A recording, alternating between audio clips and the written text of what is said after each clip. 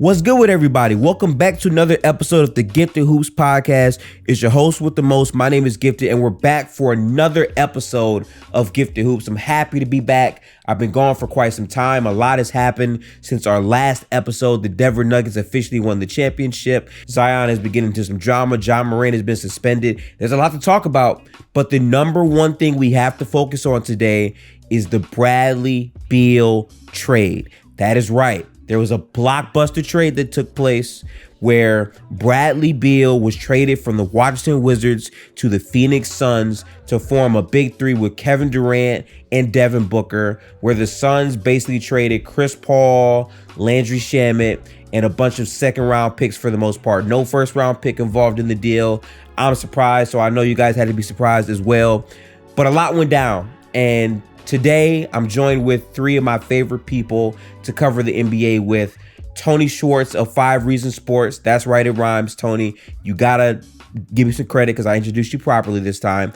Derek Stein of the Not Just Dribble podcast, frequent collaborator, great mind for the Philadelphia side, and also Luke Charles, who's been a phenomenal watcher of the NBA for me to discuss games with. We all came together and talked about this trade and also how the NBA is going to be impacted by the new collective bargaining agreement that has been inked that will take place officially next season. And we also talk about the Suns roster and just how that is going to look in the next 2 to 3 years, even beyond this season, to fully talk about the future of the Suns in the NBA. So officially, we have a lot that we talked about. It was over 2 hours worth of conversation, but I'm going to trim all of this into a nice little 48, 50-minute episode here, and we're going to get right into it. So the conversation is going to start right here. I just wanted to introduce everything right here. If you're new, make sure to like, comment, and subscribe on the YouTube side of things. If you're listening to the audio version, make sure to tap in to the video version. If you're on the video version, make sure to run it up on that audio version on Spotify, Apple Podcasts, 5 stars everywhere we go. I appreciate that because it helps us grow, and we'll be delivering consistent uploads with this podcast week to week to week. Sometimes we might do 2 in a week based on how crazy this offseason gets, but this is part 1 of several other parts that we'll be dropping later on as we continually upgrade this podcast with episodes. So have some patience. I appreciate all y'all support. Without further ado, let's get right into the Gifted Hoops podcast. We've been talking about the Beal trade a lot. I've been on the phone with Tony like for a grip talking about it, and then randomly the Suns got involved like very, very last minute. I didn't really expect it to happen. I thought it was like a smokescreen thing going on because I'm like, surely what could they trade to make this happen? And then today, like about an hour or two ago, he was traded to the Suns. Bradley Beal waived his no trade clause. He's officially on the Phoenix Suns in a deal that I'm still trying to understand from the Washington angle what they're getting from doing that that's over the package that the Heat provided. I'm still kind of at a loss, guys. I mean, I am as well. I don't. I'm waiting for more details to come out as far as this number of second round picks included. But it doesn't make me feel any better about this trade. I thought for sure if Phoenix was in here, it was really just like Brad said, yeah, I'd like to go to Phoenix, and Washington was like, that's cute. We're just really setting you up for Miami, and we actually have nothing to do with Phoenix, but we'll just do that so Miami, like, we drive up Miami's price. And then when it got serious, I was like, I guess they can toss an Ayton and just say, you know, we can get rid of one seemingly bad contracting, take on a hopefully better one. And then they trade Chris Paul, Landry Shamet, and some stuff, and that was the trade. And I'm still trying to understand why either team really did this. I mean, for Phoenix, yeah, I mean, the salary is what really balloons it for Phoenix, because while they improved their team immediately, they kind of, in a sense, handicapped their flexibility, because Gifted was mentioning before, they don't have any picks now, and DeAndre Ayton essentially is like their last asset. They have about 9 roster spots to fill as well, so it's really going to be an uphill battle trying to generate an actual team here. Yeah, and I think it's important too for us to clarify that the Bradley Beal trade has not been executed. There's still room for this trade to not only expand, and when you trade a superstar like this, every single time teams are trying to get in on the fringes for a minority asset or a guy that they can use to fill out their rotation, or looking for a way to add a pick into their treasure trove. And that's currently what's happening now.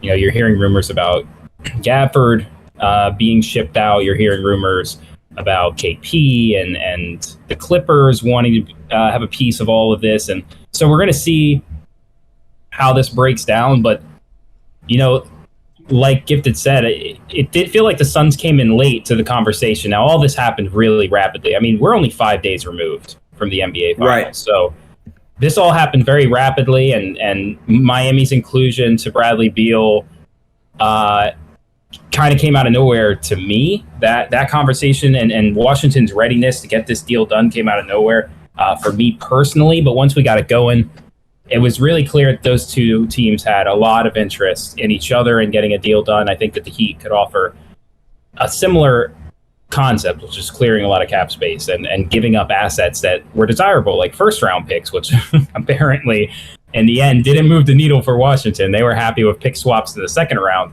But it does feel like Washington wanted to get this deal done before the NBA draft.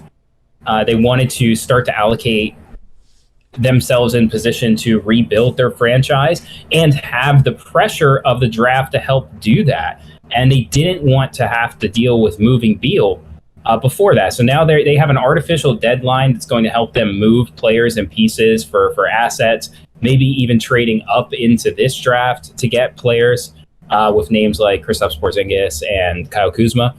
So we'll see how it all works out. I think for Miami, the hot and heavy reporting that it wasn't there. We were so quick to talk about the fit with Beal and the Heat. And the thing that didn't get reported is that the Heat are just watching Dame really closely. And they absolutely wanted to know what was happening with that guy before we moved further away into the season. And I think that meant that they couldn't make a deal until the draft. This is my own personal belief, but it did happen quick, and it's still happening. Like the funny thing is, guys, this could just blow up. This whole thing could just blow up, and there's no Bradley Beal deal. This hasn't been finalized and hasn't even been submitted yet.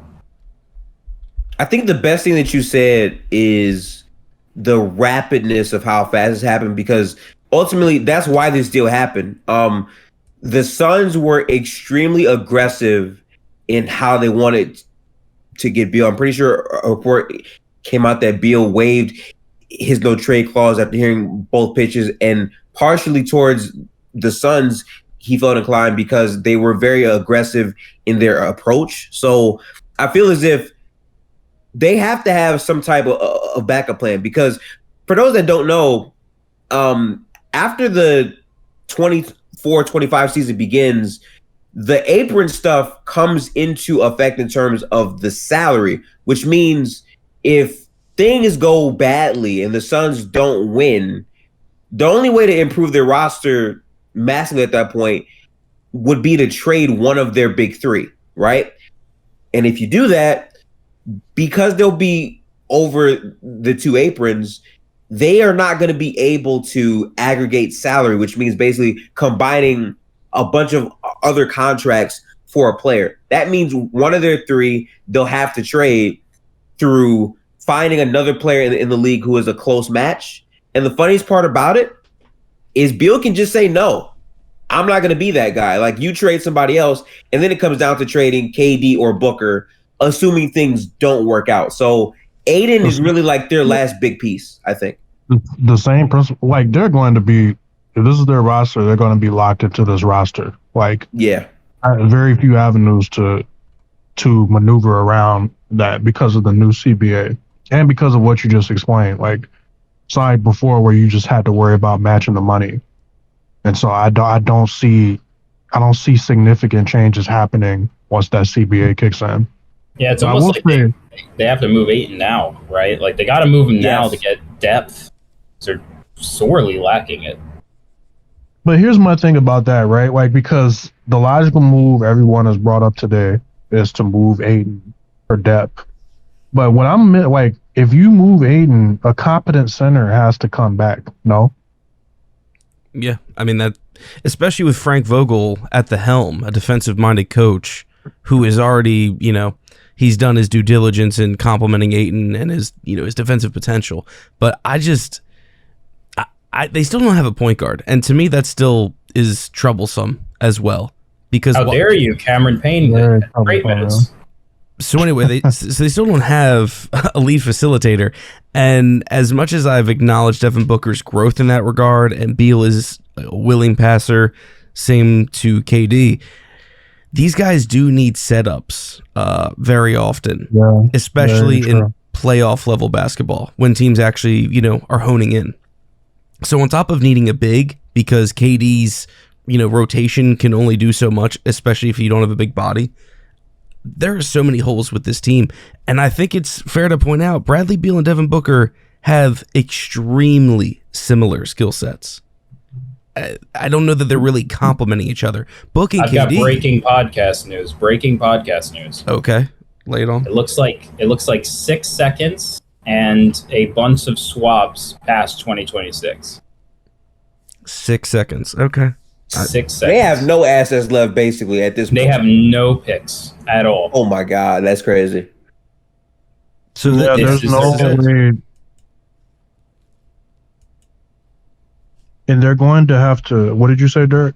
I was going to say, so this is it. I mean, and as Tony just mentioned with DeAndre Ayton, we can probably discuss his potential landing spots because you brought up Luke, you want a competent or starting caliber center coming back. We, pre-pod discussed the Dallas Mavericks. I don't know that any of us believe that any one of those centers coming back is going to be, enough. They don't have a competent center, really. Not in terms of wanting to actually contend in the Western Conference. No. Right. It's Maxi Kleber, Dwight Powell, JaVale McGee. Yeah. So it's like if you want to, if you're going to do some sort of Aiden trade that brings you back a center you can work with, you have to go talk to like Atlanta or something. Like I don't know if I've heard Charlotte thrown out there. I don't know who they're supposed to be getting back from Charlotte. I heard Bridges' name come up a few times. I think PJ could be interesting there. I think PJ's on the table. nice. Yeah, it's like it gets you the pieces. Like it does get you like the rotational pieces that you might ideally need. But if you're giving away Aiden and you don't have a starting center, I don't think it's worth it. Yeah, you can't run Kevin Durant at center for long stretches, especially not in the regular season. That's something you can go to in the playoffs. You certainly can't do it then. Yeah, they do need a big body. There's going to be a lot of vet minimum guys that are on the table that might be competent enough with the way that they want to play. A big in that offense doesn't need to do anything else but rim protect. And I think there's going to be options for them. But the name that pops up first to me that we didn't discuss because I think we all have biases about this player, but would they not target Christian Wood in Dallas? I don't see why. I don't think Christian Wood, if you want rim protection, you're not getting that out of Christian Wood. Right. I didn't mention him for that exact reason. Same. I think he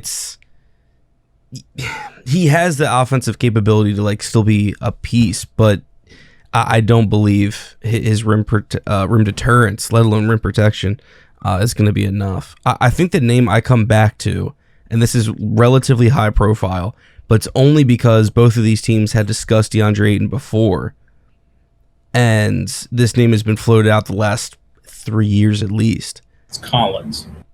Not Collins, although admittedly interesting. I go back. Is it Miles Turner you're thinking about? It's Miles Turner I'm thinking about. I go back to Indiana, and I think before the draft pick, before the Bradley Beal thing, I think this was still possible.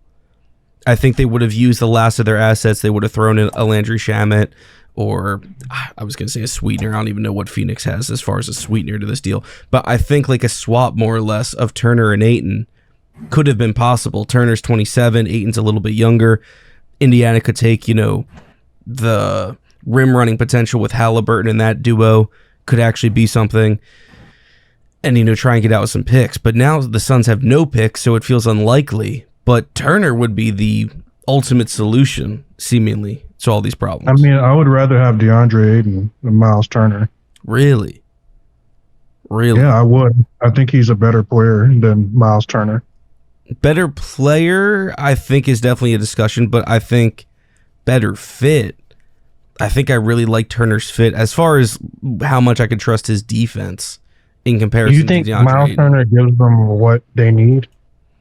I think it's far closer to what they need to. I think they're going to win the title just if they got him. No, I think there's so many problems with this team.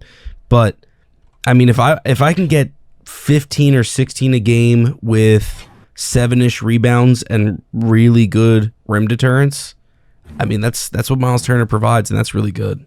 I'm finding this. Basically what DeAndre Ayton gives you. I mean, I think that Miles Turner is a pretty good shot blocker, but I don't know how often you guys watched Miles Turner play, but he doesn't really like contact either, and he doesn't like grabbing rebounds either. And you need personnel on your team, especially in the playoffs, that are going to limit teams to one possession. And I wouldn't want Miles Turner anchoring my defense and tasking my team to do that. But that's just me. I feel like Ayton is, with all his problems, because I'm not big on Ayton either. I think he would be more competent in terms of what Phoenix would need than Miles Turner. Well, he's certainly more cost controlled. You have another year of Ayton's contract than Miles. You're paying him $35 million versus Ayton's $30 million over 4 years. I'm not necessarily so convinced that that's the swap, because it's a 1-for-1. That's a player for a player. When I look at the Suns right now, your next best forward is what? Craig? Yeah. It might be Is Torrey Craig even returning? Yeah. Ish Wainwright? Like, that's the best guys you have under contract right now. They have Torrey Craig under contract currently? I don't believe so. I have to look up this stuff on Spotrac. The only ones confirmed are Ayton, KD, Book, and again Beal. As soon as it's confirmed. Yep. Every other contract is not confirmed. So, and as far as Turner, so he's 2 years and just under 41 mil, from his 2-year plus extension kind of thing that he signed with Indiana. So he's on a more team friendly thing as far as Phoenix would be concerned. I hear what you're saying, Luke, and I agree that, again, on paper, I feel like if it wasn't for the money and it wasn't for the disaster class we saw from Ayton at times last season, Ayton would be the easy pick. My biggest concern is Ayton feels like, to me, Ayton really only stays engaged defensively if he is included offensively. He hasn't shown me that he's willing to just do the dirty work, so to speak, and be content with that. Now, part of that could have been the Monty Williams, relationship, which we know was fractured, and Monty was trying to find basically anyone else to play center and get Ayton off his team because they had just come to an impasse. So maybe it's better with Vogel, and that could change things. But if you don't have an engaged Ayton, you really just don't have enough. Ayton's a better rebounder than Turner for sure. That is not up for debate. But Ayton just gets into really bad habits offensively at times. And now you remove Chris Paul, who was the one player who could routinely get Ayton engaged as far as pick and roll or with DHOs. And now you're getting Beal, KD, and Book as your lead decision makers. I don't think they're going to look Ayton's way offensively. I just don't. I firmly agree with that. Like I said, I have reservations about Ayton. We all saw what happened in the postseason. So yeah. I guess we're just really talking about the lesser of two conundrums, essentially. And that's why I don't necessarily know if they trade. First of all, we're talking about a move that's 3-4 steps away for the Phoenix Suns right now. We haven't even discussed what we think Bradley Beal would look like on this roster. We got into 20 minutes of DeAndre Ayton discussion. That's true. Yeah. So at this point, I think that I kind of disagree with Derek. I don't think there's any way in hell that the Suns want to take on more salary right now, even if we're talking about $5 million. I think DeAndre Ayton's contract, the fact that they could have a center that's extended out for 4 years, is more appealing to them right now because they're fucked. Their cap table, with 3 guys, is absolutely fucked going forward into the new CBA. But if I'm wrong, I don't think DeMiles is the answer there either, because you're not turning one player into 2. You have your exceptions, you have your you have your taxpayer mid-level, and you have a trade exception too, by the way, which they absolutely have to use. This $5 million that they have from Dario Saric's trade exception, that has to get used to acquire a player. Otherwise, they're just completely fucked when it comes to fielding a roster. And there's some guys that can sign for early bird, like Torrey and Bismack, and I think they absolutely have to sign Bismack just because of the situation that we're talking about. But when you get past that, the rest of these guys, non-bird. That you have to sign them with cap, and it's not possible. So right now they have 8 players. 8 players that they can bring back for their team right now, including Bradley Beal. Maybe 1 that they can get with the Dario Saric exception. So that's 9 guys. Now you have to find a way to field 3 more guys using minimum taxpayers and biannuals. 4 more guys. That's tough, man. That's really tough. If I'm looking at this correctly, not only Torrey Craig, the early bird I wasn't aware of, but TJ Warren, of course, Josh Okogie, Jock Landale, Terrence Ross, Damian Lee, Dwayne Washington Jr., all those guys, free agents. All of them. Yeah. You can pick up their cap holds, but they're all free agents. It's weird. I just don't think there's a deal that's on the table where it's a 1-for-1 with Ayton. It can't be because they don't have enough pieces. And I would say the worst part is having to replace Ayton. You have to get a big man back because you just have to. So if you're getting a big man back, that now takes away from the other value position that you need.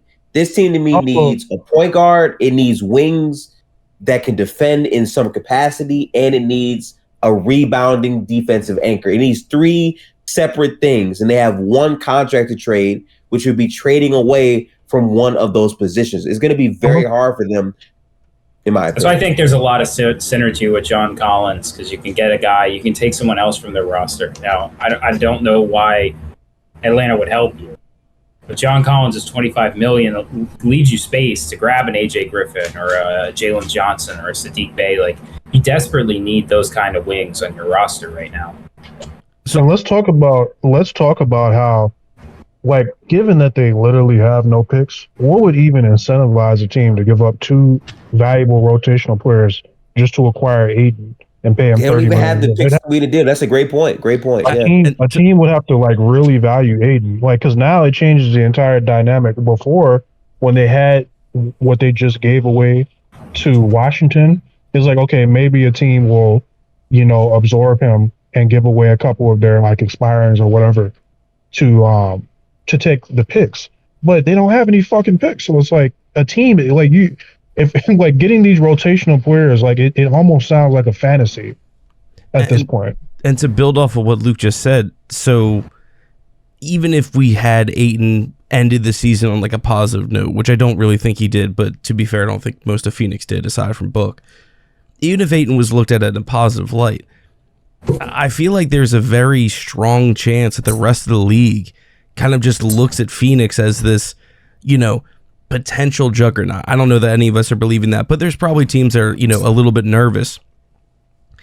Why would anyone want to help them?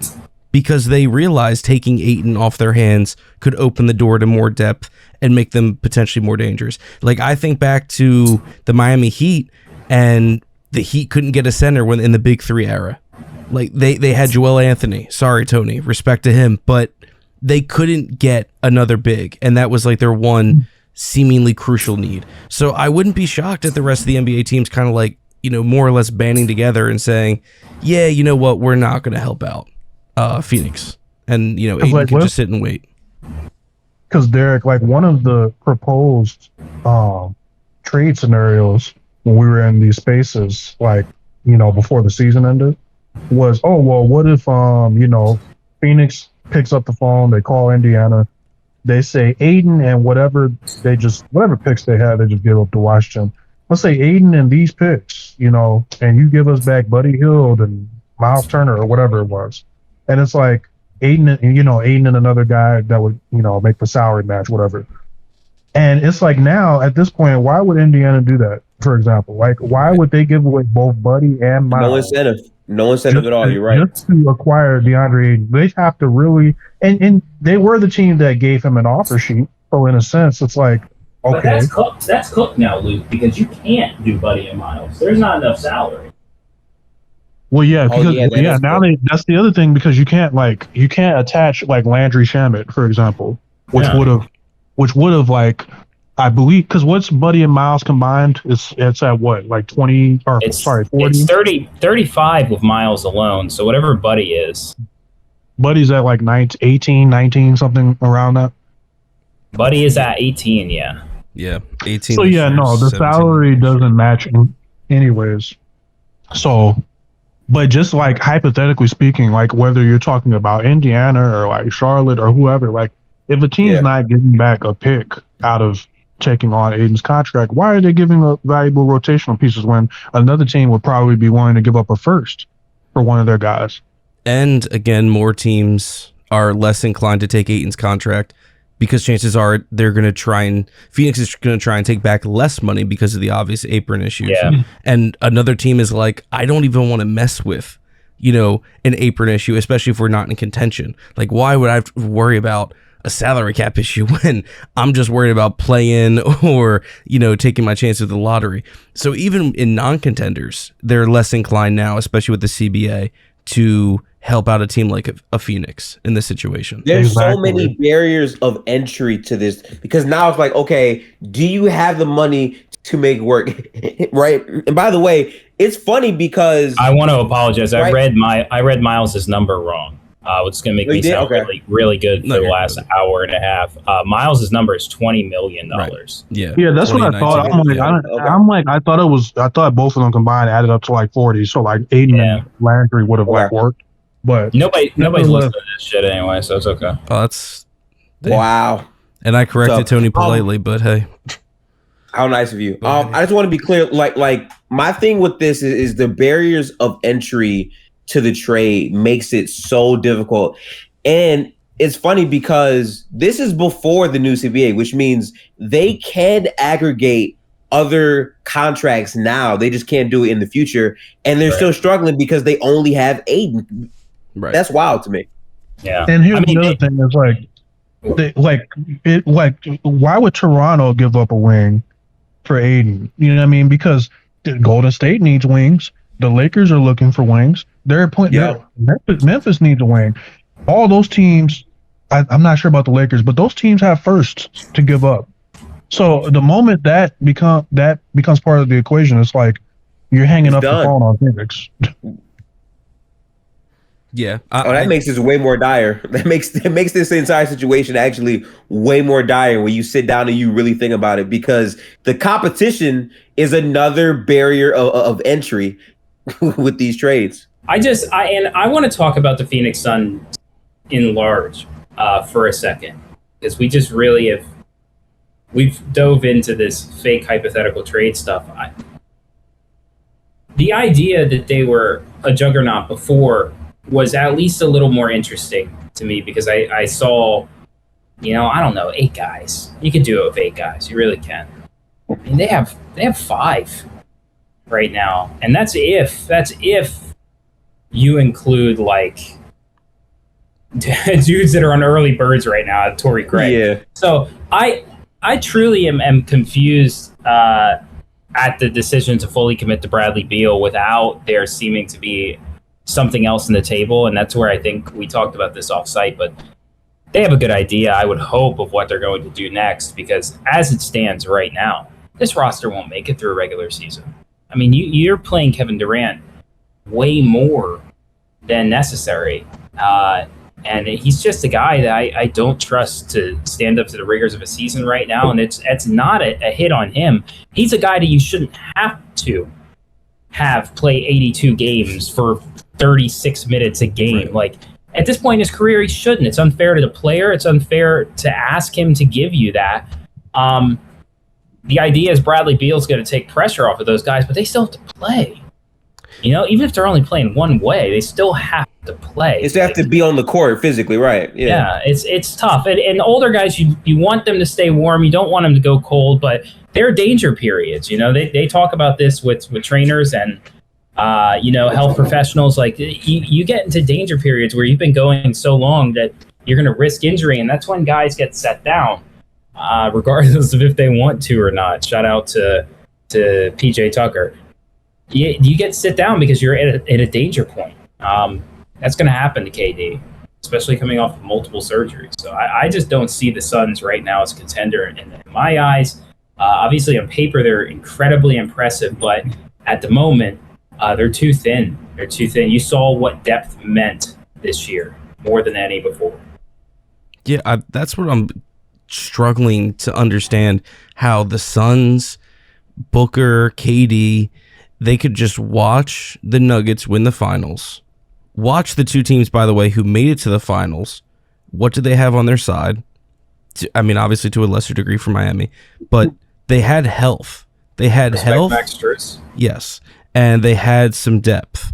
I'm talking like the Heat lost Oladipo, and obviously Hero missed like the finals. But right. In any case, they had guys that they could call upon. And Tony, you said 8 guys. That's one of my staples as far as a championship team. You need an 8-man rotation. The last champions of at least the past 7-8 years have all had 8-man rotations they could go to. And the Suns don't even have a 6. I mean, we are looking at this team and we were saying it was thin before Beal got here. And sure, if you replace Chris Paul, who didn't play, with a guy like Beal, it's like, well, obviously it's got to be better, right? It's like, well, not exactly. Beal hasn't played 60-plus games, or 60 games for that matter, in 4 years. Or excuse me, he's done it once in the past 4 years. So that's not exactly going to bode well. And then, I'm sorry, Book and KD played about 24 games in total, including the playoffs together. I don't think they've got great chemistry yet. They're two fantastic players and mostly can figure it out. We saw Book was really good in the playoffs, but chemistry and continuity matters. The champions just showed that to you. Last year's champions should have shown that to you. But for some reason, they're just looking at this and saying, yeah, we can beat those odds. We can just break the curve that's obviously forming in the NBA right now. And I just think it's ridiculous. I really don't know what they're looking at.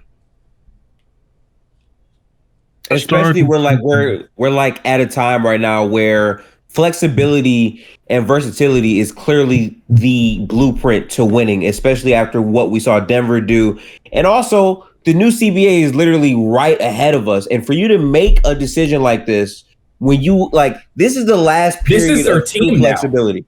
Yeah, this is their team. Like, they're locked into this team, and like historically speaking, this brand of team constructed just does not thrive. Like, 3 guys that eat in isolation primarily, and none of them are really apex playmakers. It's just not really a formula for success, especially when the rest of the roster's thin.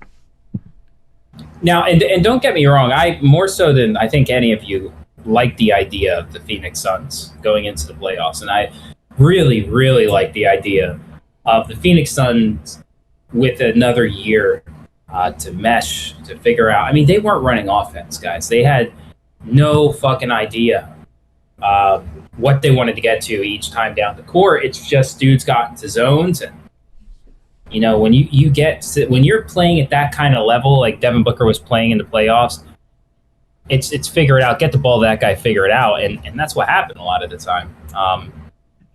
So the idea of that those guys with an offense, something that's at least slightly more movement based than isolation pick and roll from both sides to break and just figure it out after that. I really like that with those two players. You know, you go inside out with those guys, you can attack a lot of defenses. But when you run against a team like the Nuggets that will kill you with their bench, you know, they'll drop 30 from their bench on you. Or you run into a team that can score in bunches with you and also play some defense, right? Like, God forbid Domantas Sabonis ever develops an 18-footer. I think that the Sacramento Kings really have something there that's... Or a 12-footer. If he can get a shot off at 14 feet.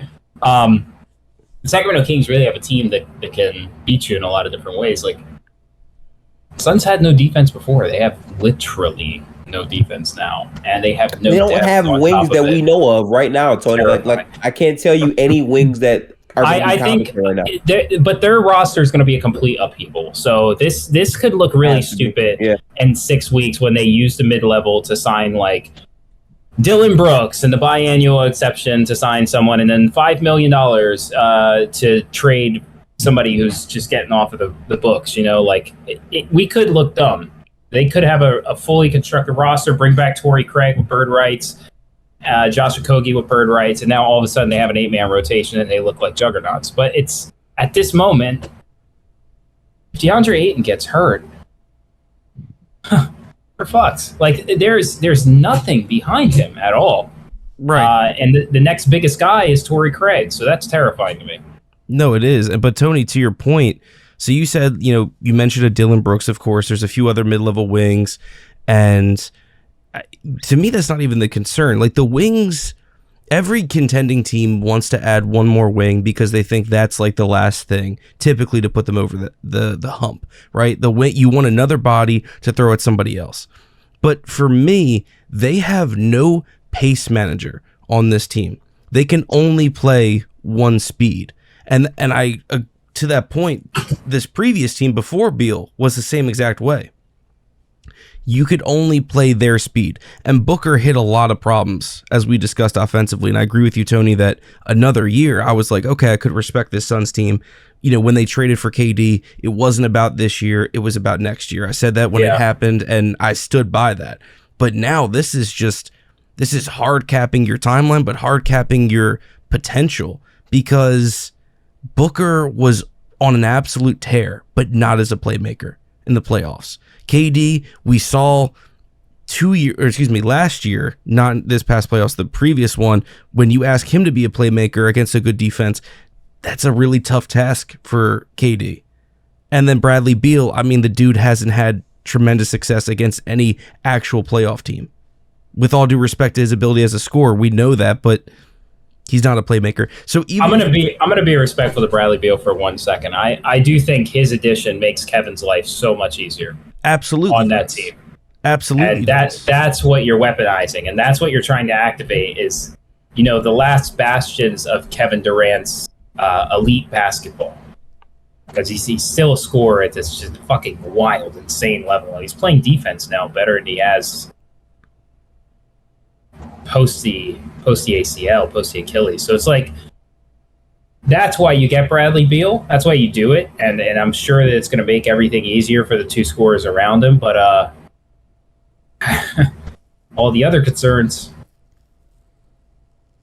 Yeah, but the thing I go back to is, we talked about, maybe you get Torrey Craig, maybe you get a Dylan Brooks, maybe you get, you know, Ish Wainwright and he becomes something. But at no point have we discussed what a point guard looks like for this team. And I How really does don't. not end up better with a team that has more cap, though? Right. And that's another thing, is like, all the point guards that could handle starting caliber duties are going somewhere else that has money to actually pay them. I thought Cam Payne's minutes were better than Chris Paul's, and they felt like they severely missed him their entire playoff run. Like, I think they feel like they have a point guard in Cam. I have to disagree, because I just don't think Cam is a stabilizer or a pace changer enough. Cam is really good for the spot minutes to give you like an alleviation of points, especially if someone's struggling to shoot, but he's giving you nothing defensively. Not that Chris Paul was, especially at this stage, but that's another thing, is they don't have someone to give Beal or Book a chance to breathe against an all-star guard, of which the West has many.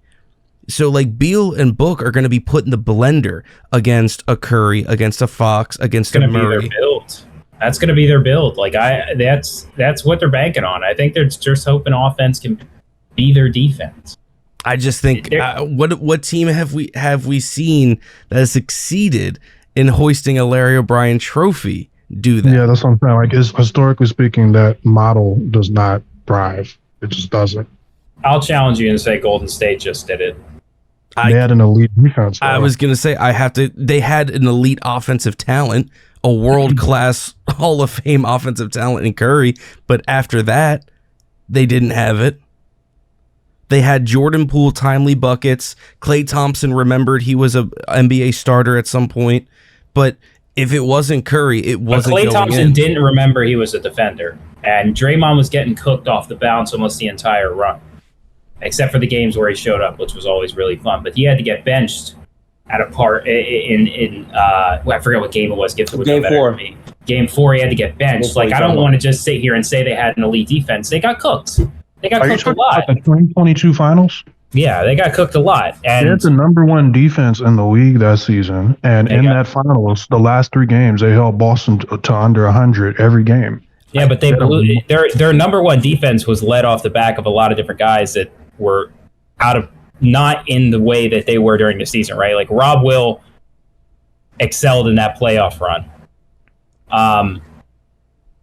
When you switch it back, Marcus Smart was awarded. Golden State had the number 1 defense, not Boston. I know, but Boston had the best defense in that series. Sure, but my point is that Golden State's defense was still really good. I mean, Kevon Looney had a fantastic series. Curry was not getting absolutely barbecued. I agree about Klay Thompson because I've never been a big fan of Klay Thompson's defense. I think it's been overrated, but that's not important right now. I mean, even those last 3 games, his defense turned up too. But Looney was good. Wiggins was fantastic. Closer to the rim, sadly. Draymond was solid, I think, at spots. I hear you on him getting pulled. That's valid. But I think overall for the series, he was definitely a plus on that end. But they hit shots. That's why they didn't have to play defense. They didn't have to worry about long rebounds going against them. They didn't lose. No, Boston scored under 100 the last 3 games of. And they got neutralized in the fourth quarter of every game. That's where they lost. Is on the offensive end because they couldn't score on Golden State. And Golden State pre-KD especially showed this, but post-KD they were always defensive first teams. Like that's been Kerr's secret, is that they're a defensive first team that capitalizes on good opportunities and, controlling the ball. But Curry, I'm not respecting Celtics half court creation. You wanted real Tony on here. You got it. We're not either. Okay, but that's fair, Tony. I agree. We can definitely acknowledge Boston was not made up of good decision makers in that finals. But Golden State, you can throw all the stats on me you want. They put them in compromising positions, man, and Golden State succeeded at that. Curry was just supernova in terms of what he can do as an offensive player, and he's the offense hard won. carrying. Curry won by that logic. But fine, the offense won. Kevin Durant doesn't have that same kind of ability. Devin Booker doesn't have that let's same just stable right here, Tony. They do not have the defensive pieces or the defensive infrastructure. No, absolutely. That they did. Nowhere near. No, as soon as they miss a shot, it's over, right? Like it was the same thing we were saying this series. As soon as they miss a shot, it's over. It's over. Yeah, so Phoenix is a very long cry away from what Golden State has had in their championship runs. We can all agree on that, right? Yeah, I'm at a but loss. I think it's like a little. We can't be short-sighted to the point that we don't see what they're trying to do, right? I get the build. I don't think it's going to work, but we get the build, right? We have to. If they're getting even more efficient shots, you would hope that the shot makers would knock down those buckets. They don't have to play as much defense. I guess, but that's just such a bet. No, and let's be specific.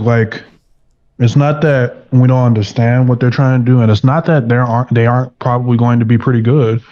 It's just when you're talking about winning a championship, because certainly you don't commit to paying $55 million or whatever to Bradley Beal to be your third best player unless you're gunning for a championship. So when you're talking about winning a championship and you look back historically, teams that have thin depth that do not have a primary playmaker, that do not have a strong bench, that don't have a defensive infrastructure, they don't thrive. I can't think of any teams with that description that have won a championship. And that's all I'm saying, at least.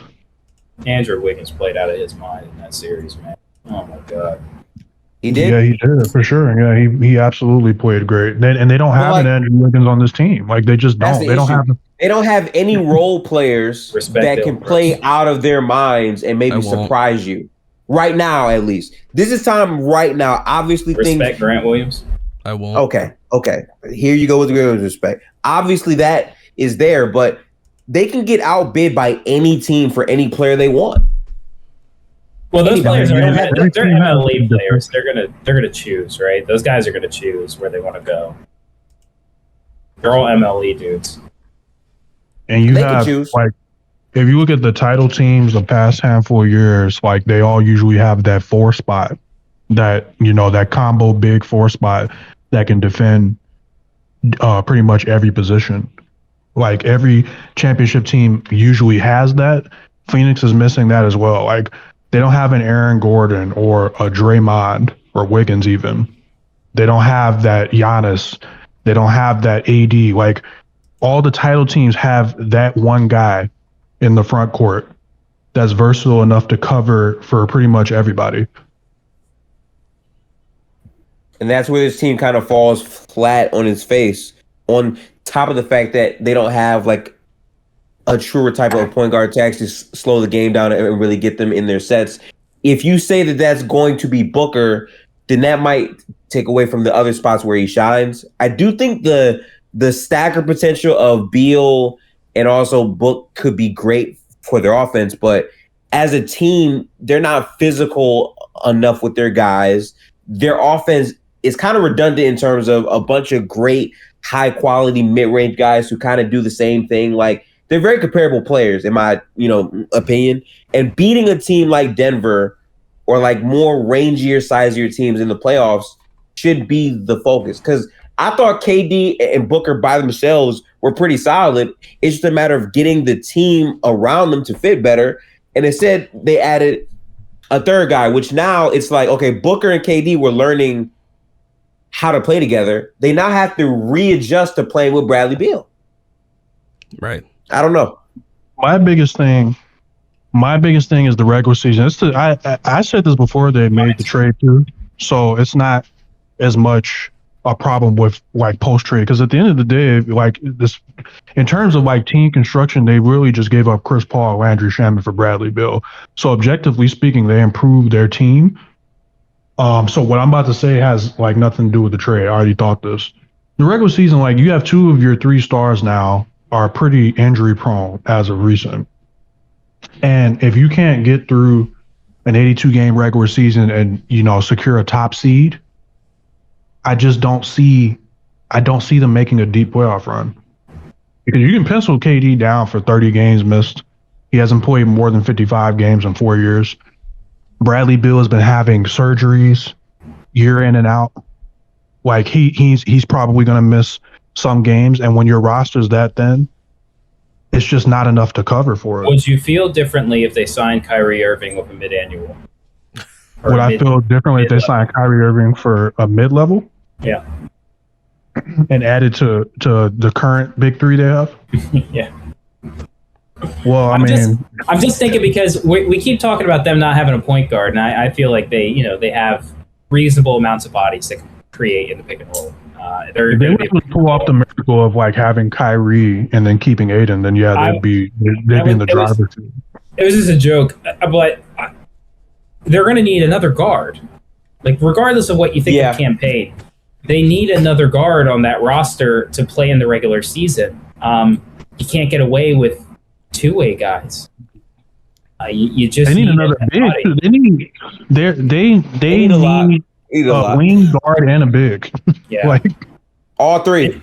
And they can get that. Spots, They really can get that, and they can get good players, because I think there's guys that are available, and I think there's going to be a lot of dudes that want to play with these 3 guys who I think just generally have a good temperament and are well-liked around the league.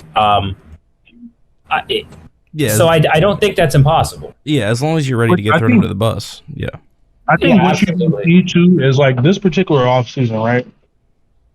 Normally, normally you see guys like do a tryout year where they take that minimum on a contending team, right? So that they're essentially trying out for next year's free agency. I don't think you see much of that at all this offseason. I think that players are going to either opt in or take the very best bag they can because when next year's CBA kicks in or when I the know what CBA, time it is. Yeah. yeah, it's like it's going to be harder to to generate a bag. Right. Yeah, So I think I guys didn't think like about that. That's a great point. yeah, it's like I don't think guys are taking minimums. Like if they're going to take the best offer that they can, like even if it's short term. Look, I think this worked out for everyone. And when I say everyone, I mean the Miami Heat because we just made the division even weaker. The Southwest Division is ran and owned by the Miami Heat. Washington knew they couldn't compete, so they got rid of their star player. Didn't want to trade him to us. No, can't let that be a stain on their culture and their future. But A stain on their culture. shout out to the Heat is continue to thrive in all situations. And with Tony's last statement about the Heat thriving in situations, that will officially bring the first part of this colossal podcast to an end. We'll be catching you guys for part 2, where we talk about the Boston Celtics, the Jaylen Brown Supermax extension, Damian Lillard's future in reference to the Suns or the Heat, or potentially just staying in Portland, and more of the teams in the Eastern Conference as we try to ascertain who are the most important and prevalent teams to watch for in this offseason. So if you liked the episode today, I appreciate it. Again, it was a doozy. It's not what we normally do for Gifted Hoops, but I just love talking basketball with these guys. We wanted to have a space where we put all that together, and this was the first part of that. So be tuned for the other parts. They will be dropping within the coming days. If you liked what you heard, make sure to like the video on YouTube, subscribe to the Gifted Hoops YouTube. Also, like and 5-star this episode on Apple Podcasts and Spotify. It really helps us grow consistently, and every other place where you can find your NBA podcast. But I appreciate all the support. More content is on the way during this off season. We'll catch you guys in the next episode of Get the Hoops. Peace out, people. Have a great one, NBA fans.